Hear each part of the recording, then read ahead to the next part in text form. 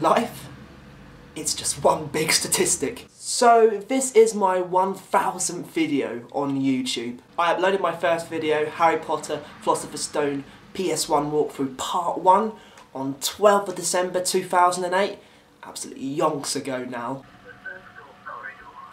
God, look at that quality. How on earth did you guys put up with this? Actually, technically, it's not my first upload. My first upload was The Simpsons Hit and Run walkthrough, not the one that is up at the moment, one that was, you know, in the same quality as my first walkthrough that's up now, if that makes sense. I just stopped doing it because I wanted to focus on Harry Potter and, well, to be honest, you've seen the quality. So I deleted that, and there's several update videos as well that I also got rid of. But aside from that, this is my 1000th video that I'm reaching, and it's been a long time coming. It's very easy to look too much into these things, but to be honest, whenever I see the numbers, it still overwhelms me. So I thought, to make this video a little bit extra special, I would do my first ever Q&A. You know, give something back to you guys, and I'd like to think that you have questions you want to ask me, answers you need to know. Let's get started. Right, first off, Super Sejuk typically just thought, no, one question's not enough, I'm going to ask as many as humanly possible. First off, he's asked, you've mentioned in the past about wanting to do the Harry Potter PC games, the first three, because those are different to the rest of them. Because there's so many, aren't there? Like Philosopher's Stone, Chamber of Secrets, Prince of Azkaban, there's so many different versions. And he says, will you be doing that in the future? I like to think so. I've never played them through. I've got them, but I've just never played them. So that could be quite an interesting experience, like a let's play instead. So yeah, maybe. It's just timing, you know. Plus, I sort of feel like when I get to the end of Deathly Hallows, that'll be like the end of an era. I've gone through the entire series. It'll be weird starting them again, but you know, we'll wait and see. His second question is, in the future, do you see yourself moving to other genres of games? Depends what you mean by other genres, really. I mean, I really like platforming games. That's always what the main style that I've played. I've done a few videos, like I did Need for Speed once, I've done FIFA. I also did, ages ago, I did Call of Duty 2 Big Red 1.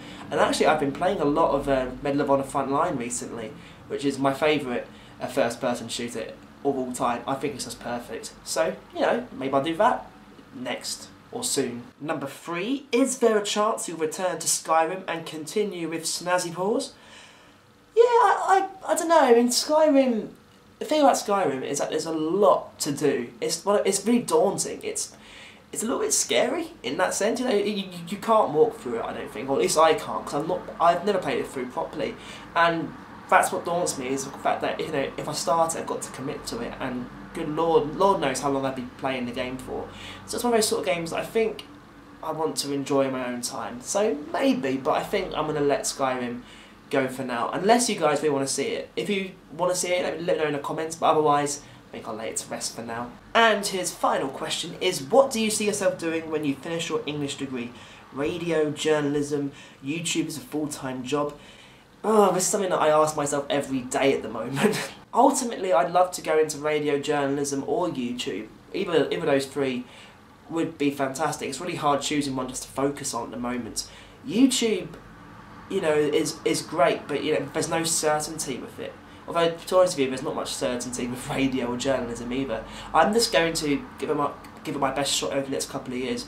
I'm going to stay in Liverpool and just try and do as much work as possible in radio and journalism. I'll probably be having to work in a shop or a bar on the side as well to keep things going. But I'd rather have a good go at it rather than give up at the first hurdle. Next, from Z Go Getter, I really hope I've pronounced that right. I'm sorry if I haven't.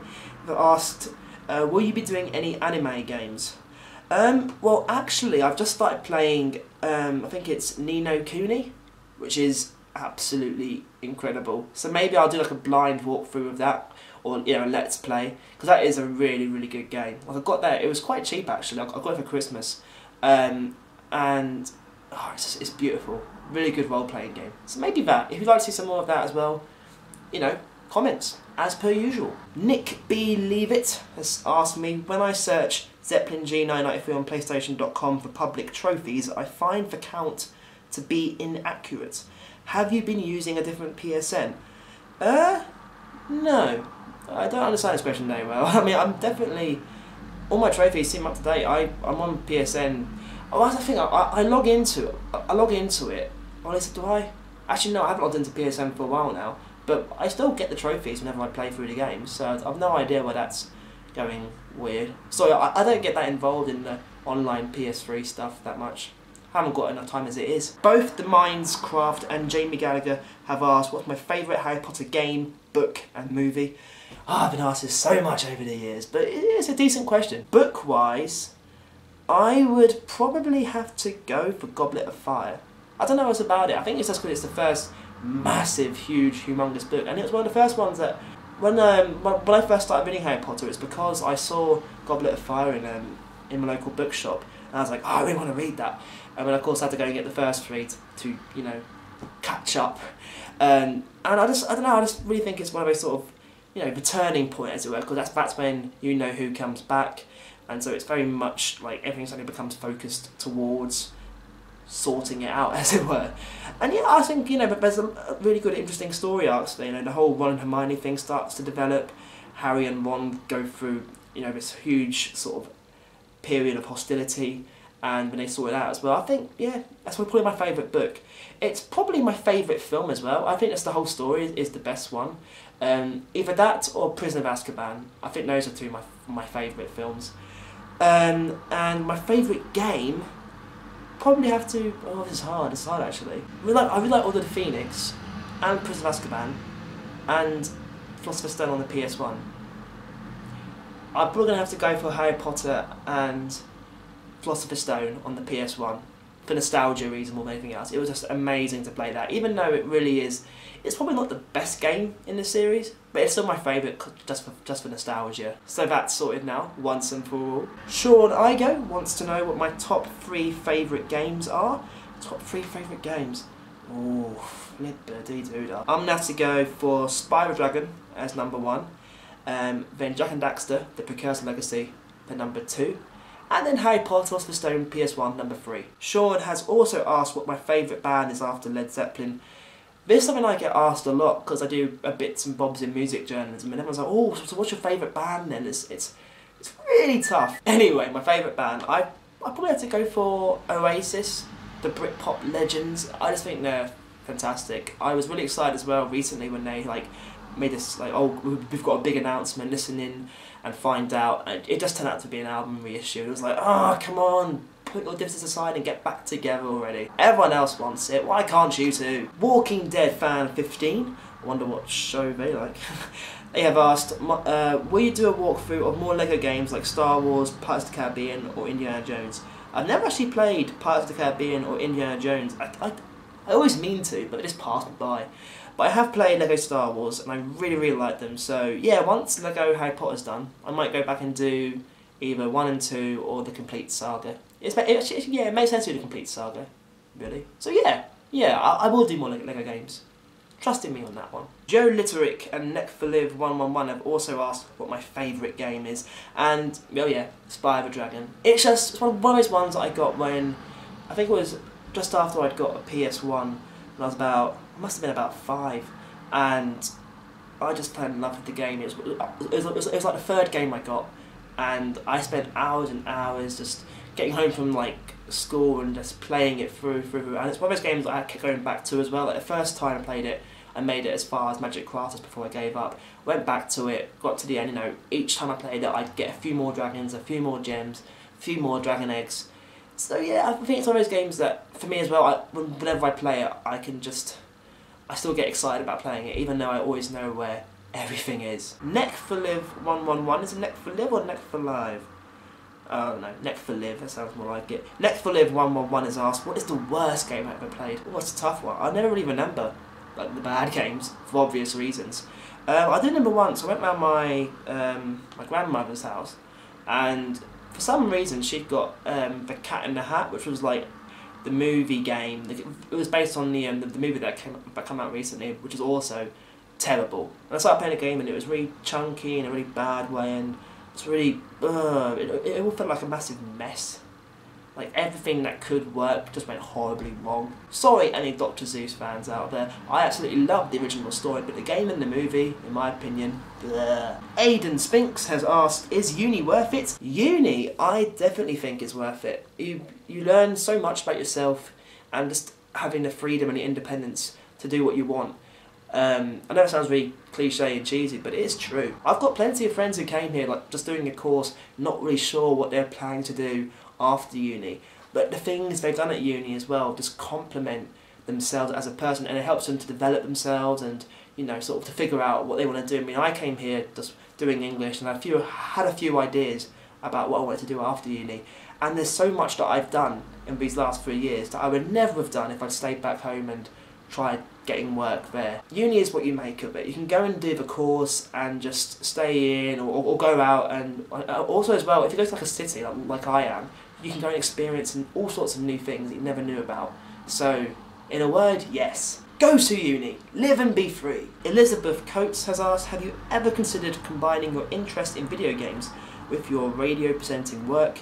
Also, love your videos, smiley face, watch them for 3 years now. Aww. Elizabeth, thumbs up to you. I'm not sure how I'd combine video games and radio. The thing about video games is that you need that visual side of things, whereas radio is all audio. I mean, I know sound effects, music, speech, dialogue, that sort of thing is important in games, but it's the visual aspect that you play. Whereas radio, it really annoys me sometimes when there's this emphasis on like radio trying to do online stuff like videos and that sort of thing.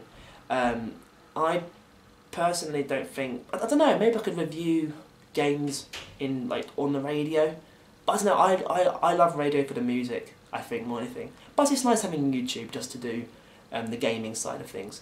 So that's a no, but a polite and considerate no. Okay, MDB has asked me loads of questions as well. Similar thinking to Super Sejuk. He's asked, what's your favourite Hogwarts professor? I'll have to go McGonagall. It's anyone who can transform their table into a pig and back on the first lesson gets a thumbs up in my books. MDB's also asked, what's your favourite bad guy in Harry Potter? Gotta be Malfoy. You can't help but love him deep down. If you could choose someone you could be for the day, who would it be? If I was in Harry Potter, I've always loved the Weasley twins. So maybe I'd just be the prankster for the day. I'd be one of the Weasley twins, plus to have another version of me. That'd be quite cool, I think. You know, crazy way. Official Wall Breaker, you have asked me, if you had a Bogart, what would yours be? It would probably be water. It would be an open expanse of water with nothing to be seen. That sort of thing really scares me sometimes. And then maybe it would then transform into a giant water slide to make me laugh afterwards or something like that. I don't know, something like that. CD Player 411 and Crash Bandicoot Fan 971 have both asked, what made you first start YouTube? Well, I was just watching loads and loads of videos on YouTube, and I came across a user called Carl1001. Looked online, found Carl1001 and thought, yeah, I want to do that. That looks amazing. Crash Bandicoot Fan 971 has also asked, if you could go back in time to when you first started doing walkthroughs, what would you change? I think I'd just try and do more. Like, there were some periods where I was just not too busy, but I just got into a habit of not uploading videos, and I'd stopped, and I sort of wish that I'd used my time more wisely then, because I'm so busy now, and I wasn't that busy back then, so yeah, maybe that would have consolidated my time a bit more. Hammy Boy 127 has asked, Lord of the Rings or Harry Potter? Ugh. My brain says Lord of the Rings, but my heart says Harry Potter, so Potter wins. On Twitter, Connor Charlton has tweeted me and asked, what are 3 things you need to be successful in YouTube? I'd say ideas, and more ideas. Seriously, that's all you need. It's something different, something innovative, someone hasn't done before. Or at least if it has been done before, just practice, do it lots until you get really, really good at it, and persevere. If you really want to do something, you'll keep at it. The good YouTubers are the ones who start off because they want to do it, not because they simply think, oh yeah, I want to get loads and loads of views and be famous and important. No, you do it because you like it. Ellis Lydon has asked, which one of your many great walkthroughs was your favourite? Oh, you charm me, you Ellis. I'm going to have to go for Harry Potter and the Prisoner of Azkaban, because that was one of the ones where I was really starting to get into walkthroughs. I had to take a break, first of many breaks, to concentrate on exams, and I came back to it and I was just free, and I was about half through the walkthrough. I went back to it, everyone was really sort of encouraging, and it's a really good game as well. I don't know, it's one of my most popular walkthroughs to date, so it's always a special place in my heart. And finally, Joel has tweeted me saying, you mentioned Scottish Duck, who else were you watching before you decided to join YouTube, and what did they do? I was mainly watching other gamers, so, well, Scottish Duck obviously, Car101, Sugar Conway, I love Sugar Conway, Davin Style Pro, and of course my viewing habits have changed a little bit over the years. I was also watching vloggers as well. I've always loved vloggers, hence why I'm trying to do my own ones now.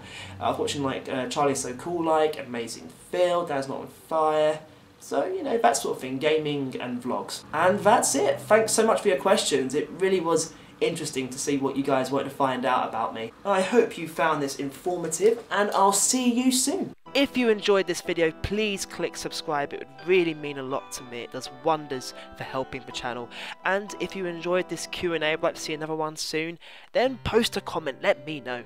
Other than that, I'll see you soon.